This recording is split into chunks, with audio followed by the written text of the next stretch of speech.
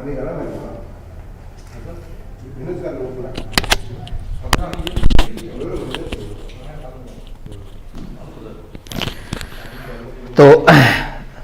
नमस्कार, बहुत बहुत स्वागत आप सबका, ढेर सारा।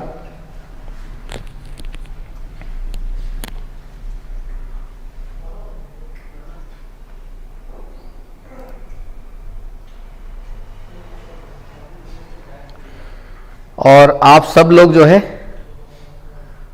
बहुत खुश रहें, मस्त रहें। ये तो एक लाइट भी ऑन कर दीजिए शुक्ला, यही वाली, बस यही वाली। आप लोग हमेशा खुश रहें, मस्त रहें, ये मेरी दुआएं हैं।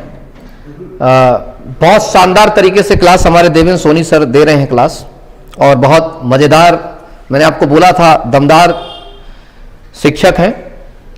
और इसलिए हम जो समय वो आने वाला है, उसे समय चल ही रहा है। खुश हो जाइए क्योंकि आप चौहान के ज़माने में हैं, दिनेश सिंह चौहान के ज़माने में। और ये याद रखना, ये तो शुरुआत है। अभी जब शुरू करेंगे ना, मुरैना से लेकर के नीचे, उत्तर से लेकर पश्चिम तक, पश्चिम से लेकर पूरब तक, एक नाम, Chauhan sir, Chauhan sir, Chauhan academy. क्योंकि आने वाले समय में ये तख्तो तात को भी बताना है, और मध्य प्रदेश के माथा में बैठ करके बताना है कि मध्य प्रदेश के युवाओं के लिए भर्ती भी लाएंगे, पढ़ाएंगे भी, क्लासेस भी देंगे, सब कुछ ताबड़तोड़। अभी तो शुरुआत है मेरे दोस्त, आप लोगों का साथ मिलते रहना चाहिए, मज़ेदार आएगा। चलिए, आज के कुछ क्वेश्चंस आए हैं, वैसे क्वेश्चंस मैं जो है लास्ट में करूंगा। अभी हमारे सोनी सर जो है क्लास देंगे। मैं तो कुछ आपको इन्फॉर्मेशन देना चाह रहा था, ठीक है। अचानक मेरे को बच्चे ने कुछ क्वेश्चन भेजे हैं, ठीक है। जैसे तानसेन समारोह कहाँ है, ठीक है। ठुमरी नृत्य किस नृत्य से संबंधित, ठुमरी जो है, भारतनाट्यम, कुचिपुड़ी, कथकली, तो ये ऐसे करके आए हैं। ओलंपिक गोल्ड मेडल किसने जीता 2020 में, ठीक है। तानसेन समारोह, तो ये मैंने देखा ग्वालियर संभाग से बहुत सारे क्वेश्चन आ रहे हैं। उसके पहले मैं कुछ चीजें बता दूं, ये चीज आप लोग लिख लो। ये नए बैच 26 जनवरी 2022, मैं आपसे क्षमा चाहता हूं, आप सबको मैंने बोला था 10 जनवरी से, इतनी कॉल्स आ रही हैं कि सर प्लीज बैच स्टार्ट करिए, बैच स्टार्ट करिए। देखो, जब तक पूरी तैयारी नहीं होती, जंग में खड़ा होता नहीं मैं, इसलिए, या कि जंग लड़ता नहीं, लड़ता हूं तो धुआंधार। इसलिए जब अपनी पूरी तैयारी हो जाती है तब। अभी हमें एक्चुअली में एक हमें जीके और साइंस की एक शिक्षक की सख्त आवश्यकता थी, तो देवेंद्र सोनी सर, इनको दिल्ली से बुलाया गया कि भाई आ जाओ, मध्य प्रदेश में फतेह हासिल करनी है, मध्य प्रदेश में बताना है कि चौहान एकेडमी क्या है। तो आए हैं, और बहुत जल्द जो है हमारे साथ और भी कुछ टीम जुड़ेगी। तो एक शानदार तरीके से, तो आप लोगों का एमपी सब इंस्पेक्टर का बैच, एमपी फॉरेस्ट गार्ड का बैच और एमपी पटवारी का बैच 9752874608, इसको स्क्रीनशॉट ले लो, इस नंबर की स्क्रीनशॉट ले लो। 26 जनवरी से स्टार्ट होगा और कल तक इसमें रजिस्ट्रेशन स्टार्ट हो जाएगा। और आपको पता है कि हमारे यहां बस रजिस्ट्रेशन शुरू होता है कि बैच फुल। इस बात को बहुत अच्छे दिमाग पे रखेंगे, आपकी भर्तियां आने ही वाली हैं, नहीं आएंगी तो मैं लेके आऊंगा भर्ती। काय टेंशन लेते हो तुम, ठीक है। अभी कुछ ही दिन में एक बड़ा सा आंदोलन तो कहूंगा नहीं, क्योंकि अभी ओमिक्रॉन वगैरह है, तो ऑनलाइन क्लास ही दे पाऊंगा। और एक मंत्रियों से मिलकर के, गृह मंत्री से मिलकर के, बाकी लोगों से मिलकर के आपकी एमपीएसआई की भर्ती लाना ही लाना है। लेकिन उसके पहले अपनी तैयारी को बहुत शानदार तरीके से दिमाग में रख लिए, ठीक है। चलिए, देवेंद्र सर कब, अब देवेंद्र सर यहां परमानेंट रहेंगे, ठीक है। सर आप जैकेट कब तक पहनोगे, जब तक ठंड रहेगी तब तक पहनेंगे।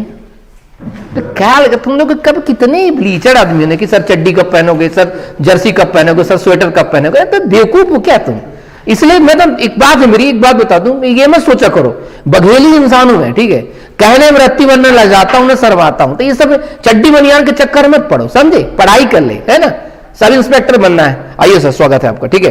तो यहां पर थोड़ा सा चर्च को क्वेश्चन पूछ रहा, मैं इतना अच्छा चीज बता रहा हूं, वो कह रहा सर जैकेट कब तक पहनेंगे, ठंड है जब तक जैकेट पहनूंगे यार, अरे कुछ भी मतलब, ठीक है। ये टोटल अलग बैच है, टोटल अलग बैच है, नए बैच स्टार्ट होंगे 26 जनवरी से, एकदम बेसिक से पढ़ा जाएगा। और ये आप लोग अभी तब तक देख लीजिए, और मैं ही पढ़ाने वाला हूं, ठीक है। ठीक है, इसमें रहेंगे सर, ठीक है। तो इसमें आप सबके लिए बहुत शानदार चीज रहेगा। और हम दोनों सर हैं, और भी कुछ टीचर्स इस बैचों में जुड़ेंगे, और आपको बहुत मजा आने वाला है। उसके पहले 20 तारीख से डेमोज स्टार्ट हो जाएंगी। गुरुजी की तो डेमो अभी चल ही रही है आप लोगों के। अभी कोशिश करें, एमपी पुलिस कांस्टेबल जितने पेपर आ रहे हैं आप उसी हिसाब से करें। तो आज मैंने गुरुजी को कहा कि ग्वालियर संभाग से बहुत क्वेश्चन पूछा, तो आज ग्वालियर संभाग का शुरुआत करते हैं, ठीक है। अपना सभी लोग ध्यान रखिए, और प्लीज इतना दिमाग में रखा करो, अनवांटेड क्वेश्चन मत किया करो, ठीक है? अनवांटेड क्वेश्चन करके बहुत गलत दिशा में चले जाते हैं। चलिए, तो ये था हमारा एक थोड़ा सा शानदार चीज है। ये नंबर लिख लीजिए सर, थोड़ा सा यहाँ नंबर लिख ले 9752874608 चौहान एकेडमी के डाउन एक स्क्रीनशॉट ले लीजिए और नंबर को नोट डाउन कर लीजिए, ठीक है? क्योंकि 26 से स्टार्ट होगा तो सारे देखो बैच स्टार्ट होंगे। सर, आज एमपी पुलिस के पेपर में पूछा कि 1999 में मध्य प्रदेश में कितनी विधानसभा सीट थी। देखा, ये सब पढ़ाएंगे, सब पढ़ाएंगे, चिंता नहीं कर रहा हूं। ये जब हमने जीके पढ़ा रहा था ना, उस समय मैंने बताया था। तो आपने पढ़ा नहीं होगा, आपकी गलती ये इनकी है। गलती इनकी, ठीक है? स्टार्टिंग में जब मैंने क्वेश्चन वही आ रहे हैं जो यहाँ पढ़ाए जा रहे हैं, ठीक है? बस आपको तैयारी अच्छे से करना है। बस यहाँ से आप बस यहाँ बने रहिए, अच्छे से मेहनत करिए, क्वेश्चन आपसे बनेंगे। बात क्लियर है?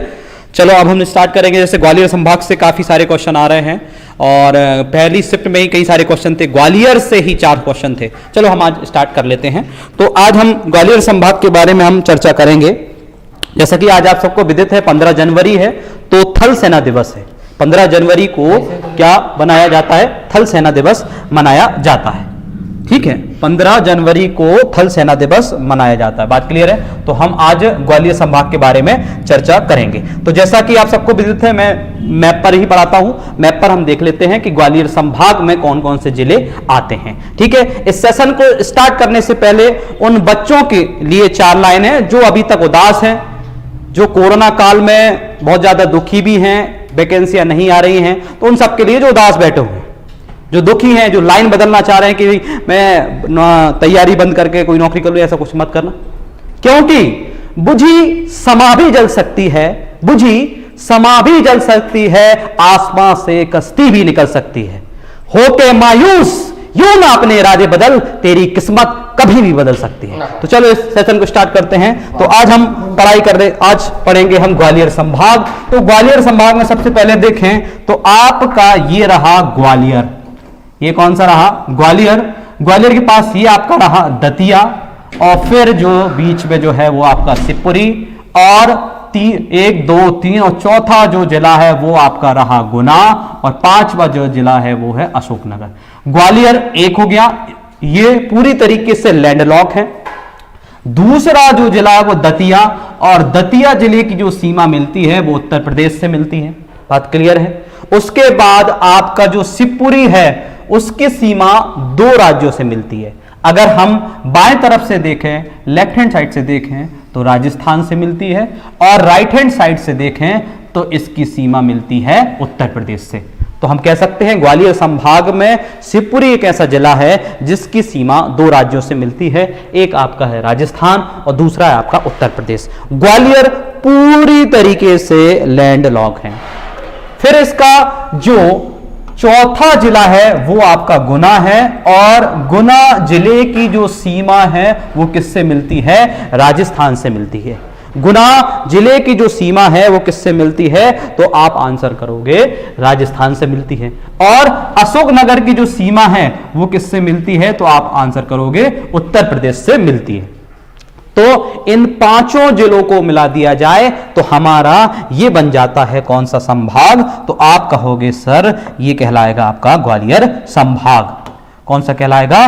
ग्वालियर संभाग कहलाएगा। इन 5 जिलों को मिला दिया जाए तो कौन सा बन जाएगा? ग्वालियर संभाग, ठीक है? अब इसी चीज को हम ब्लैंक मैप पर देख लेते हैं, क्योंकि 2 बार हम प्रयास करेंगे तो ये चीजें हमारे दिमाग में बस जाएंगी, ठीक है? तो अब हम देखते हैं ब्लैंक मैप पर देखें। तो ब्लैंक मैप पर देखें तो ये आपका रहा ग्वालियर, ये आपका रहा ग्वालियर, ठीक है?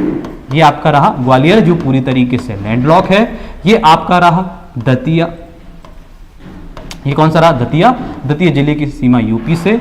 ये रहा शिवपुरी, और शिवपुरी जिले की सीमा राजस्थान और यूपी से मिलती है। ये रहा आपका गुना, और ये आपका रहा अशोकनगर, ठीक है? ये 5 जिले हो गए हैं जो आपके ग्वालियर संभाग के अंतर्गत आते हैं। तो ये मैं 5 जिले ड्रॉ कर दे रहा हूं आपके सामने, ठीक है?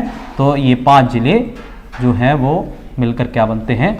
तो बनाते हैं ग्वालियर संभाग। अगर आपसे प्रश्न पूछा जाए कि ग्वालियर संभाग में कितने जिले आते हैं, तो ग्वालियर संभाग में आपके 5 जिले आते हैं। बात क्लियर है? तो ग्वालियर संभाग कौन सा हो गया? ये ग्वालियर संभाग। और ग्वालियर संभाग में आपके कितने जिले आएंगे, तो आप आंसर करोगे 5 जिले, और 5 जिले आपके सामने रहे। ठीक है, good afternoon Lalita ji, good afternoon. ठीक है, गुड आफ्टरनून प्रिया जी। ठीक है, पुष्पेंद्र जी, सर एमपी पुलिस में पोस्ट कब आ रही है? देखो अभी पढ़ाई कर रहे हैं तो अभी अपन पढ़ाई करेंगे, बाकी आप दिनेश सर बताएंगे आपको कब आएंगी, कैसे आएंगी। ठीक है, तो अब हम आगे चर्चा करेंगे। ये हो गया आपका ग्वालियर संभाग, और ग्वालियर संभाग में हम सबसे पहले पढ़ेंगे ग्वालियर के बारे में। तो सबसे पहले हम बात करेंगे ग्वालियर के बारे में। ठीक है, अब ग्वालियर के बारे में हम चर्चा करने से पहले ये देख लें कि भाई ग्वालियर के प्राचीन नाम क्या थे और ग्वालियर का नाम ग्वालियर कैसे पड़ा। तो सबसे पहले यहां देखेंगे स्क्रीन पर आपके जो इमेज है वो है गालव ऋषि। वो कौन है? गालव ऋषि। स्क्रीन पर जो आपकी इमेज है वो कौन है? गालव ऋषि। और गालव ऋषि के नाम पर ही ग्वालियर का नाम पड़ा। ठीक है, प्राचीन तथ्यों के आधार पर अगर देखा जाए तो ग्वालियर का जो नाम है किसके नाम पर पड़ा? गालव ऋषि के नाम पर ग्वालियर नाम पड़ा। ठीक है, अब हम देखते हैं कि भाई ग्वालियर के प्राचीन नाम कौन कौन से हैं। तो प्राचीन नाम पर हम चर्चा करते हैं। तो सबसे पहले देखा जाए तो ग्वालियर का जो प्राचीन नाम है, पहले नंबर पर देखा जाए तो इसे गोपांचल कहा जाता है। इसके प्राचीन नाम में गोपांचल, ग्वालियर के प्राचीन नाम में पहला हो गया आपका गोपांचल। फिर इसे बलन भी कहा जाता है, इसका जो प्राचीन नाम है वलन। तीसरा अगर नाम बात करें तो इसे वत्स भी कहा जाता है। और ग्वालियर जो गोपगिरी पर्वत पर स्थित है, इसलिए इसका जो चौथा नाम है वो कौन सा है? गोपगिरी। तो ये जो 4 नाम हैं वो ग्वालियर के प्राचीन नाम है। कौन कौन से हो गए? गोपांचल, बलन, वत्स और गोपगिरी। ठीक है, ये जो सारे नाम हैं वो ग्वालियर के प्राचीन नाम हैं, और ग्वालियर का नाम गालव ऋषि के नाम पर ग्वालियर नाम पड़ा। ये हमने प्राचीन तथ्य पढ़ लिए। अब हम देखते हैं इसमें क्या क्या महत्वपूर्ण है जो पेपर में लगातार पूछे जा रहे हैं। तो सबसे पहले हम चर्चा करेंगे ग्वालियर के संस्थापक कौन थे। ग्वालियर शहर के संस्थापक थे, आपके स्क्रीन पर एक इमेज है, ये है सूरज सेन। इन्होंने 6वीं शताब्दी में सूरज सेन ने ग्वालियर को बसाया था, तो इसलिए ग्वालियर के संस्थापक माने जाते हैं कौन? सूरज सेन। और इन्होंने 525 ईस्वी में ग्वालियर दुर्ग की स्थापना करी थी, और ग्वालियर दुर्ग में आपके 5 महत्वपूर्ण दरवाजे हैं। तो यहां पर देखें, ग्वालियर के संस्थापक किसे कहा जाता? अगर आपसे प्रश्न पूछा जाए तो ग्वालियर के संस्थापक कौन थे? ग्वालियर के संस्थापक, तो ग्वालियर के संस्थापक थे सूरज सेन। ये नाम आपको कभी नहीं भूलना है, सूरज सेन। ग्वालियर के संस्थापक कौन थे? सूरज सेन। कब? 6वीं शताब्दी में। बात क्लियर है? ठीक है, तो सूरज सेन ग्वालियर के संस्थापक कौन थे? तो आप आंसर करोगे ग्वालियर के संस्थापक सूरज सेन थे। फिर हम आगे चर्चा करते हैं। अब मैंने अभी बताया कि सबसे जो महत्वपूर्ण है ग्वालियर फोर्ट। ग्वालियर का जो किला है वो कहां पर स्थित है? अब क्लियर है कि वो ग्वालियर में स्थित है, लेकिन इसके अंतर्गत कितने दरवाजे आते हैं? ग्वालियर दुर्ग में 5 दरवाजे हैं, और 5 दरवाजे काफी महत्वपूर्ण हैं। ठीक है, अब 5 दरवाजे कौन कौन से? देखो ये आपके सामने इमेज रही ग्वालियर फोर्ट की, और ग्वालियर फोर्ट की स्थापना किसने करी थी? तो सूरज सेन ने करी थी। अब इसमें 5 दरवाजे। अब 5 दरवाजे में देखो तो पहला आपका हाथी फोर्ट दरवाजा है, दूसरा हिंडोला दरवाजा है, तीसरा सहस्त्रबाहु मंदिर दरवाजा है, सहस्त्रबाहु मंदिर के लिए रास्ता गया है, तो चौथा जो है आलमगीर, 5वां आलमगीर का है, और एक गुजरी दरवाजा। गुजरी दरवाजा के अंदर गुजरी महल है, और गुजरी महल का निर्माण राजा मान सिंह तोमर जी ने किया था। अब इतना ये मजबूत किला था, ये किला इतना मजबूत था कि इसे मजबूती के उपलक्ष्य में इसे जिब्राल्टर ऑफ इंडिया कहा गया, इसे किलों का रत्न कहा गया। और जिब्राल्टर ऑफ इंडिया क्यों कहा गया? क्योंकि आपने देखा होगा एक वहां पर देखो कि रूस जो यूरोप है, यूरोप और ओबेरिन प्रायद्वीप है, रूस और ओबेरिन प्रायद्वीप के दक्षिण भाग में जो भूमध्य सागर है, भूमध्य सागर के प्रवेश द्वार पर एक जिब्राल्टर नाम का एक जगह बनाई गई थी। वो जिब्राल्टर जगह उस समय ब्रिटेन ने अपनी सबसे मजबूत सेना को तैनात किया था। किसी की हिम्मत नहीं थी कि उस क्षेत्र पर आक्रमण कर दे किसी भी तरीके से, इसलिए उस समय वो जिब्राल्टर जगह मजबूती के क्षेत्र में ताकतवर वाला क्षेत्र कहलाता था, और उसी के तहत पर यह भी मजबूत बना था कि इस पर कोई आक्रमण नहीं कर सकता था। जब अगर ये 5 दरवाजे बंद हो जाएं तो किसी की हिम्मत नहीं थी कि इसके अंदर आक्रमण कर ले, इतना मजबूत ये किला था। इसलिए इसे कहा जाता है जिब्राल्टर ऑफ इंडिया, किलों का रत्न। तो ये ग्वालियर फोर्ट। अब हम देख लेते हैं, इसके विस्तृत अध्ययन कर लेते हैं कि इसमें 5 दरवाजे कौन कौन से हैं और इसके क्या महत्वपूर्ण तथ्य हैं। ठीक है, तो ये ग्वालियर दरवाजा, इसे क्या कहा जाता है, तो ये जरूर लिख लेना, इससे किलों का रत्न कहा जाता है। क्या कहा जाता है, तो आप आंसर करोगे किलों का रत्न कहा जाता है। तो ये किलों का रत्न ग्वालियर दुर्ग, ठीक है, इधर मैं लिख दे रहा हूं हिंदी में, इसे ग्वालियर दुर्ग कहा जाता है, ग्वालियर दुर्ग।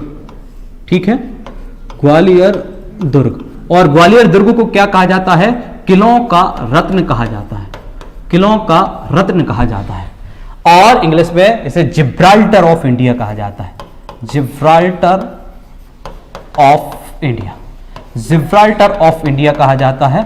और जिब्राल्टर के बारे में मैंने आपको बता दिया है, तो जिब्राल्टर ऑफ इंडिया इसे कहा जाता है, किलों का रत्न इसे कहा जाता है।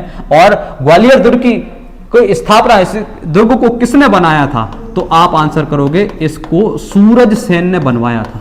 सूरज सेन ने कब बनवाया था, तो आप आंसर करोगे 525 ईस्वी, 525 ईस्वी में इसका निर्माण किया था। ठीक है, 525 ईस्वी, 525 ईस्वी में इसका निर्माण किया था सूरज सेन ने। बात क्लियर है। अब इसमें जो 5 दरवाजे हैं, उन 5 दरवाजों के बारे में हम चर्चा कर लेते हैं। पहला जो दरवाजा है वो है आपका हिंडोला दरवाजा। कौन सा है, हिंडोला दरवाजा, हिंडोला दरवाजा। ठीक है, पहला जो दरवाजा है वो कौन सा है, हिंडोला दरवाजा है। अब आपसे यहां पर गुमराह करेगा, परीक्षा में आपको हर तरीके से गुमराह किया जाएगा इस प्रश्न को लेकर, लेकिन आपको गुमराह नहीं होना है। क्यों, क्योंकि हिंडोला दरवाजा जो है वो आपका ग्वालियर दुर्ग में है। जबकि ध्यान रखना, अगर आपसे प्रश्न पूछा जाए कि हिंडोला महल कहां पर है, ये दरवाजा है, तो हिंडोला महल जब आपसे प्रश्न पूछा जाए तो ध्यान रखना हिंडोला महल मांडू में है। विशेष तौर पर ध्यान रखना कि ग्वालियर दुर्ग में हिंडोला दरवाजा है, जबकि हिंडोला महल मांडू में है, यहां पर ध्यान रखना। अब आपसे पूछा जाए कि हिंडोला टोराना कहां पर है, हिंडोला टोराना, हिंडोला टोराना कहां पर है, तो आप आंसर करोगे विदिशा में स्थित है, विदिशा जिले में स्थित है। शादी का जैसे जो मंडप रहता है उसी मंडप के आकार का रहता है टोराना, तो हिंडोला टोराना कहां पर है, विदिशा में, हिंडोला महल मांडू में, जबकि हिंडोला दरवाजा ग्वालियर दुर्ग में। तो अलग अलग महत्वपूर्ण है हिंडोला के नाम से। यहां पर आपको भ्रम की स्थिति पैदा होगी, लेकिन आपको भ्रम पैदा नहीं करना है और सही आंसर देना है। दूसरा जो महत्वपूर्ण दरवाजा है वो है हाथी फोड़ दरवाजा। दूसरा कौन सा है, हाथी फोड़ दरवाजा। ऐसा माना जाता है कि इस दरवाजे को फोड़ने के लिए हाथी की सहायता ली गई थी, इसलिए इसका नाम पड़ गया हाथी फोड़ दरवाजा। बात क्लियर है। पहला हिंडोला दरवाजा हो गया, दूसरा हाथी फोड़ दरवाजा होगा। तीसरा प्रमुख जो दरवाजा है वो है सहस्त्र वाहु मंदिर दरवाजा। कौन सा है, सहस्त्र वाहु मंदिर दरवाजा, सहस्त्र वाहु मंदिर दरवाजा। यहीं से रास्ता गया है सहस्त्र वाहु मंदिर के लिए, उसकी पिक हम आगे देखेंगे। ठीक है, तो सहस्त्र वाहु मंदिर दरवाजा। बात क्लियर है। तो तीसरा जो प्रमुख दरवाजा है सहस्त्र वाहु मंदिर दरवाजा है। अब हम बात करते हैं चौथा, गुजरी दरवाजा। चौथा जो है वो कौन सा है, गुजरी दरवाजा। ध्यान रखना, एक ये प्रश्न आ चुका है कि गुजरी महल कहां पर स्थित है, तो आप आंसर करोगे गुजरी महल ग्वालियर में स्थित है। गुजरी दरवाजा से जब अंदर की तरफ जाओगे तो अंदर एक महल है, वो कौन सा है, गुजरी महल। कौन सा महल, गुजरी महल। ध्यान रखना, इस महल का निर्माण राजा मान सिंह ने अपनी धर्म पत्नी मृग नयनी के कहने पर इस महल का निर्माण किया था। तो गुजरी महल का निर्माण किसने किया था, तो आप आंसर करोगे राजा मान सिंह ने। किसने, राजा मान सिंह ने। और राजा मान सिंह ने की धर्मपत्नी कौन थी, तो गुर्जर रानी कौन थी, मृग नयनी। तो रानी थी वो कौन सी थी, मृग नयनी। मृग नयनी, वो रानी कौन थी, मृग नयनी। मृगनयनी थी और गुर्जर रानी थी, गुर्जर वंश थी, इसलिए उनके नाम पर गुजरी महल रखा गया और गुजरी दरवाजा है। ठीक है, पांचवा जो महत्वपूर्ण दरवाजा है वो है आपका आलमगीर दरवाजा। पांचवा जो महत्वपूर्ण दरवाजा है वो है आलमगीर दरवाजा। कौन सा दरवाजा है? तो आप आंसर करोगे आलमगीर दरवाजा। ठीक है, तो ये 5 महत्वपूर्ण दरवाजे हो गए हैं ग्वालियर दुर्ग में। ध्यान रखना, ग्वालियर दुर्ग को किलों का रत्न, जिब्राल्टर ऑफ इंडिया कहा जाता है। इसकी स्थापना किसने करी थी? सूरज सेन ने 525 ईस्वी में। इसमें 5 दरवाजे हैं। पहला हिंडोला दरवाजा, जबकि हिंडोला महल मांडू में है, हिंडोला टोराना विदिशा में है। दूसरा दरवाजा हाथीफोड़ दरवाजा। तीसरा सहस्त्रबाहु मंदिर दरवाजा, सहस्त्रबाहु मंदिर के लिए रास्ता गया है। चौथा गुजरी महल दरवाजा है और 5वां कौन सा है? आलमगीर दरवाजा है। तो ध्यान रखना, ये फैक्ट बिल्कुल भूलना नहीं है। ठीक है भैया संदीप जी, मजा आ रहा है? बिल्कुल, चलो ठीक है, मजा आता रहेगा, बस आप पढ़ते रहिए, बस ये मेहनत खराब ना जाए। अगर ये प्रश्न आपके पेपर में आते हैं तो आप गलती से भी छोड़ मत आना और गलती से भी गलत मत कर देना, नहीं तो ये मेहनत खराब चली जाएगी। बात क्लियर है? तो ये आपका हो गया ग्वालियर दुर्ग। अब हम आगे चर्चा करते हैं। ठीक है, ये आपका रहा गुजरी महल। अभी जस्ट मैंने आपको बताया, ये देखिए, ये था आपका कौन सा? गुजरी महल। अब गुजरी महल का अंदर का हिस्सा देखते हैं तो आपका रहा ये। ठीक है, आपके सामने ये रहा गुजरी महल। ठीक है, पेपर में कई बार आ चुका है। गुजरी महल कहां पर स्थित है? तो ग्वालियर में स्थित है, ग्वालियर दुर्ग में स्थित है। इसका निर्माण राजा मान सिंह ने किया था। उनकी जो धर्मपत्नी थी मृगनयनी के कहने पर इस महल का निर्माण किया था। अब हम आगे बढ़ते हैं। ठीक है, अब है आपका सास बहू का मंदिर। कौन सा है? सास बहू का मंदिर। अब आपके स्क्रीन के सामने जो इमेज है वो किसकी है? सास बहू मंदिर की है। किसकी है? सास बहू मंदिर। सास बहू का मंदिर, इस पर ये दिख नहीं रहा होगा इस पर।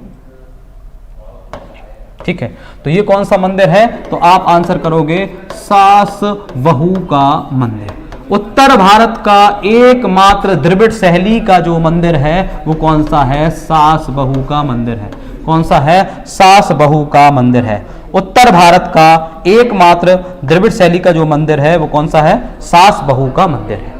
ठीक है, गलत है वो। जो पुस्तकों में तेली का मंदिर जो है, गुर्जर प्रतिहार वंश के शासक मिहिर भोज ने तेली के मंदिर का निर्माण किया था, लेकिन उसका निर्माण किया तो जा रहा था द्रविड़ शैली में, लेकिन द्रविड़ शैली के पूरे मानक उसमें तय नहीं होते हैं, इसलिए उसको द्रविड़ शैली से हटा दिया गया। सास बहू का जो मंदिर है उसके जो मानक है द्रविड़ शैली के आकार के हैं, इसलिए उसको द्रविड़ शैली में रखा गया है। जो भी तेली के मंदिर में पड़े हुए हैं वो सरासर गलत है, उसको हटा देना। व्यापम से भी यह आंसर माना गया सास बहू का। ठीक है, सास बहू का मंदिर। अब इसके पीछे मैं बताता हूं कैसे। इसका अगर प्राचीन नाम पूछा जाए तो इसका प्राचीन नाम है सहस्त्रबाहु मंदिर। इसका अगर प्राचीन नाम पूछा जाए, प्राचीन नाम क्या है, तो आप कहोगे प्राचीन नाम है सहस्त्रबाहु मंदिर, अर्थात भगवान विष्णु को समर्पित। और आपको मालूम है कि दक्षिण जो पंथ है वहां पर विष्णु भगवान के परम भक्त थे, तो उनके लिए समर्पित है। तो ये होगा किस शैली में? द्रविड़ शैली में। तो सहस्त्रबाहु मंदिर कौन सा है? प्राचीन नाम क्या है? सहस्त्रबाहु मंदिर। अब ये जो है वो कैसे सास बहू नाम पड़ा उसको भी देखते हैं। तो कच्छ घाटक वंश के शासक थे महिपाल, और महिपाल की जो धर्म पत्नी थी वो साउथ इंडिया से बिलोंग करती थी। उनके वो परम भक्त थी विष्णु जी की, तो उनके कहने पर उन्होंने सहस्त्रबाहु मंदिर का निर्माण करवाया। जब महिपाल के पुत्र की शादी हुई और उनकी जो बहू आई वो नॉर्थ इंडिया से बिलोंग करती थी, उत्तर भारत से बिलोंग करती थी, इसलिए वो भगवान शिव की भक्त थी। तो एक मंदिर तो बन गया, तो बहू ने कहा अपने ससुर जी से कि हमारे लिए मंदिर बनवाया जाए भगवान शिव का। तो इस मंदिर के सामने एक छोटा शिव जी का मंदिर बना दिया गया। तो एक सास के कहने पर हुआ, दूसरा बहू के कहने पर हुआ, तो ऐसे इसका नाम क्या पड़ गया? सास बहू का मंदिर। अब समझ में आ गया? तो सहस्त्रबाहु मंदिर का प्राचीन सहस्त्रबाहु मंदिर का नाम फिर क्या पड़ा? सास बहू का मंदिर। और इस मंदिर का निर्माण किसने कराया? यह महत्वपूर्ण है कि इस मंदिर का निर्माण किसने करवाया? तो आप कहोगे महिपाल ने। किसने? महिपाल ने। यह भी प्रश्न पूछा जा सकता है कि महिपाल किस वंश से थे? तो आप कहोगे कच्छवाहा वंश। कौन सा वंश? कच्छवाहा वंश। अगर दोस्तों कच्छवाहा वंश ऑप्शन में नहीं मिलता है तो आप आंसर लगाओगे कच्छ घाटप वंश। क्या? कच्छवाहा वंश या कच्छ घाटप वंश। बात क्लियर है? कच्छ घाटप वंश। तो इस महिपाल कौन से वंश थे? महिपाल। अब आपसे प्रश्न कैसे कैसे पूछे जा सकते हैं कि भाई सास बहू का मंदिर का निर्माण किस वंश के शासकों ने किया था? तो कच्छवाहा। ये ऑप्शन नहीं मिलता तो कच्छ घाटप। अब ये ऑप्शन नहीं मिलता तो किसने? महिपाल ने। किसके कहने पर? अपनी धर्मपत्नी के कहने पर। ठीक है। सास बहू मंदिर का प्राचीन नाम सहस्त्रबाहु मंदिर, और इसका जो दरवाजा वो कौन सा? सहस्त्रबाहु मंदिर दरवाजा, वो कहां पर है? ग्वालियर दुर्ग। बात क्लियर है? तो इसके बारे में हमने देख लिया। अब जो आपका डाउट वाला प्रश्न है, अगला जो मंदिर है वो कौन सा है? तेली का मंदिर। अगला जो मंदिर है तेली का मंदिर है। ये द्रविड़ शैली की मानक कुछ पूरे नहीं कर पाए, इसलिए इसको द्रविड़ शैली से हटा दिया गया है। लेकिन बाकी ये पूरा जो बना हुआ है वो द्रविड़ शैली से ही है, लेकिन कुछ मानक तय नहीं है। तो ये कौन सा मंदिर है? तो आप आंसर करोगे तेली का मंदिर। कौन सा मंदिर है? तेली का मंदिर है। ये जो मंदिर है वो कौन सा है? तेली का मंदिर है। कौन सा है? तेली का मंदिर है। और तेली के मंदिर का निर्माण अगर आपसे पूछा जाए, इस मंदिर का निर्माण किसने किया था, तो आप आंसर करोगे मिहिर भोज ने। किसने किया था? मिहिर भोज ने किया था। अब आपसे प्रश्न पूछा जाए तो ये किस वंश से संबंधित थे, तो गुर्जर प्रतिहार वंश से संबंधित रखते थे। कौन सा? गुर्जर प्रतिहार वंश। बात क्लियर है? तेली का मंदिर द्रविड़ शैली का नहीं है। उत्तर भारत का एकमात्र द्रविड़ शैली का मंदिर वो कौन सा है? सहस्त्रबाहु मंदिर है। ये नहीं है। ठीक है। तो तेली का मंदिर हो गया। अब आगे बढ़ते हैं। अगला जो महत्वपूर्ण मंदिर है वो सन टेम्पल। सन टेम्पल जो है वो कहां पर है? ग्वालियर में स्थित है, और ये लाल बलुआ पत्थर से निर्मित है। सन टेम्पल काफी मध्य प्रदेश में काफी जगह हैं, उनके बारे में हम चर्चा बाद में कर लेंगे जब मंदिर का टॉपिक पढ़ेंगे। अभी आपको ये पढ़ना है कि सन टेम्पल कहां पर है? ग्वालियर में स्थित है। और ये किससे निर्मित है? तो लाल बलुआ पत्थर से निर्मित है। और इसका कोई महत्व नहीं है किसने बनवाया, कोई महत्वपूर्ण नहीं। बस ये याद रखना कि सन टेम्पल सूर्य मंदिर कहां पर? ग्वालियर में। और किससे निर्मित है? तो लाल बलुआ पत्थर से निर्मित है। अगला है दाता बंदी छोड़ साहिब गुरुद्वारा। कई बार प्रश्न पूछा गया है कि दाता बंदी छोड़ साहिब गुरुद्वारा कहां पर स्थित है, तो आप आंसर करोगे ग्वालियर में स्थित है। अब क्यों पूछा जाता है, लेकिन क्यों पूछा जाता है उसकी वजह यह है कि इसके पीछे कुछ ऐतिहासिक परिदृश्य हैं जो छुपे हुए हैं। वो कैसे? जो छठवें सिख गुरु थे, सिख धर्म में छठवें जो सिख गुरु थे वो थे हरगोबिंद सिंह। कौन थे? हरगोबिंद सिंह थे। यहां पर जहांगीर थे, मुगल शासक जो जहांगीर थे, जहांगीर ने हरगोबिंद को यहां पर बुलाया था और उनसे कहा था कि आप इस्लाम धर्म को स्वीकार कर लीजिए। लेकिन हरगोबिंद जी ने बिल्कुल मना कर दिया कि मैं इस्लाम धर्म को स्वीकार नहीं कर सकता, चाहे आप मेरा सिर कलम कर दीजिए। तो जहांगीर ने हरगोबिंद जी का सिर कलम कर दिया था। लेकिन यहां से जब वो भाग चुके थे, वहां से निकल चुके थे जहांगीर के कैद से, इसलिए इसका नाम पड़ गया दाता बंदी छोड़ साहिब गुरुद्वारा। तो दाता बंदी छोड़ साहिब गुरुद्वारा कहां पर है? तो आप आंसर करोगे कहां पर है? ग्वालियर में है। तो हिंदी में लिख देता हूं, कौन सा है? दाता बंदी छोड़, दाता बंदी छोड़ गुरुद्वारा। ठीक है। दाता बंदी छोड़ साहब गुरुद्वारा कहां पर स्थित है? ग्वालियर में। और किससे संबंधित है? तो छठवें सिख गुरु। छठवें सिख गुरु कौन थे? गुरु हरगोबिंद। ठीक है। ठीक। अब आगे बढ़ते हैं। खूबसूरत जय विलास पैलेस, ये फर्स्ट शिफ्ट में आ चुका है। महादजी सिंधिया जी ने इस खूबसूरत जय विलास पैलेस का निर्माण किया था मेहमानों के लिए। ठीक है। तो जय विलास पैलेस कहां पर है? तो आप आंसर करोगे ग्वालियर में स्थित है। ध्यान रखना, जब कांस्टेबल के एग्जाम स्टार्ट हुए थे उसकी फर्स्ट शिफ्ट में यह प्रश्न पूछा जा चुका है। तो जय विलास पैलेस कहां पर स्थित है? तो आप आंसर करोगे ग्वालियर में। यह बाहर का परिदृश्य है जय विलास पैलेस का, और यह अंदर का दृश्य है। ठीक है। तो जय विलास पैलेस कहां पर है? तो आप आंसर करोगे ग्वालियर में स्थित है। उसके बाद पूछा जाता है कि मोती महल कहां पर स्थित है। क्या पूछा जाता है कि मोती महल कहां पर स्थित है? तो इसका निर्माण भी महादजी सिंधिया जी ने किया था। तो मोती महल ये भी कहां पर है? तो आप आंसर करोगे ग्वालियर में। ठीक है। मोती महल और जयविलास पैलेस ये दोनों ही कहां पर है? तो ग्वालियर में स्थित है। अब हम चर्चा करेंगे मोती महल, ये बाहर से दृश्य है और ये आपका अंदर, ये बाहर से है, ये अंदर से। अब आगे चर्चा करते हैं टॉम ऑफ रानी लक्ष्मीबाई। जो झांसी की रानी है, झांसी की रानी लक्ष्मीबाई की जो समाधि है वो ग्वालियर में स्थित है, लेकिन कुछ बच्चे भ्रमित होकर झांसी आंसर लगाते हैं। झांसी नहीं है, उसका आंसर क्या है? ग्वालियर है। अब आपको मालूम है जब वो झांसी का किला हार चुकी थी तब उन्होंने ग्वालियर आए। ग्वालियर में जो सिंधिया वंश के जो लोग थे उन लोगों को अपने साइड लिया और यहाँ पर उन्होंने थोड़ा राज किया। फिर सिंधिया वंश के शासकों ने क्या करा कि अंग्रेजों से मिल गए और फिर उसके बाद हुरोज ने इनको गोली मारी थी। अंग्रेज जो शासक था हुरोज, उसके द्वारा गोली मारने पर इनकी मृत्यु हो गई थी। तो इनकी जो समाधि बनी है वो कहाँ पर है? ग्वालियर में स्थित है। तो रानी झांसी की रानी लक्ष्मीबाई की जो समाधि है वो कहाँ पर स्थित है? तो आप आंसर करोगे ग्वालियर। और इनकी जो संरक्षिका थी वो कौन थी? झलकारी बाई। इनकी जो संरक्षिका थी वो कौन थी? झलकारी बाई। और झलकारी बाई की भी जो समाधि है वो ग्वालियर में स्थित है। तो झांसी की रानी लक्ष्मीबाई और झलकारी बाई दोनों की जो समाधि है वो कहां पर स्थित है? तो आप आंसर करोगे ग्वालियर में स्थित है। फिर उसके बाद तानसेन का मकबरा।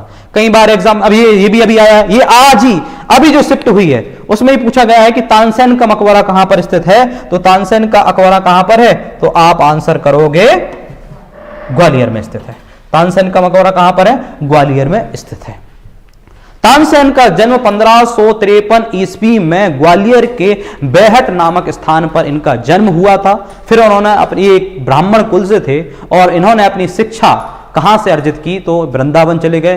वृंदावन में इनके जो स्वामी थे गुरु हरिदास, स्वामी जो थे इनके हरिदास थे, हरिदास से इन्होंने ध्रुपद गायन को सीखा और ध्रुपद गायन अच्छे, इन्हें महारत हासिल था ध्रुपद गायन में। फिर उसके बाद जो रीवा के महाराज थे रामचंद्र के दरबार में ध्रुपद गायन को गाया करते थे। वहां से जब अकबर निकल रहा था तो उसने देखा ये कौन है यार, ये आवाज सुरीली कहां से आ रही है, वो कौन गा रहा है?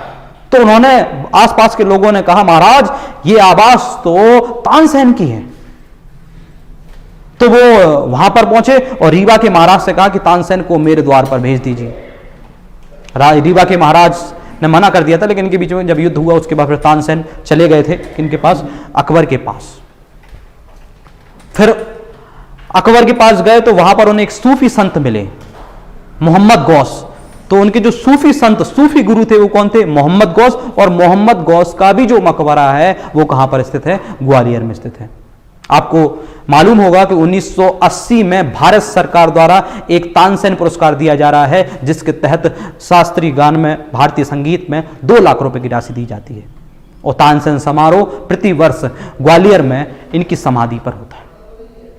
और जो प्रमुख है जैसे इनकी मियाँ की मल्हार, मियाँ की टोड़ी, मियाँ की सारंग, दीप राग, मेघ राग, ऐसा माना जाता था जब ये दीप राग गाते थे तो दीप जल जाते थे, मेघ राग गाते थे तो मेघ, बारिश होने लगती थी। तो ऐसे कुछ हैं तथ्य। तो इनके बारे में क्या पढ़ना है? तो ये सारे फैक्टर पढ़ लीजिए। क्यों? क्योंकि आज की शिफ्ट में पूछा गया तानसेन का मकबरा, पहली शिफ्ट में ही पूछा गया तानसेन का मकबरा। अब यहां से ये भी प्रश्न पूछे जा सकते हैं कि भाई इनके बारे में कुछ और भी एडिशनल फैक्ट हैं, जैसे इनका मूल नाम क्या है? रामतनु पांडे। बात क्लियर है? शेरशाह सूरी का जो पुत्र था दौलत शाह का संरक्षण इन्हें प्राप्त हुआ था। ये प्रश्न कई बार आ चुका है एमपीएसआई के पेपर में। तो यहां से हम कोई भी फैक्ट नहीं छोड़ेंगे। अब हम देखते हैं कौन कौन से फैक्ट अब और आने वाली शिफ्ट में आ सकते हैं। तो सबसे पहले तो यही कि तानसेन का मूल नाम क्या था। अब हम क्या किन के बारे में पढ़ रहे हैं? तानसेन।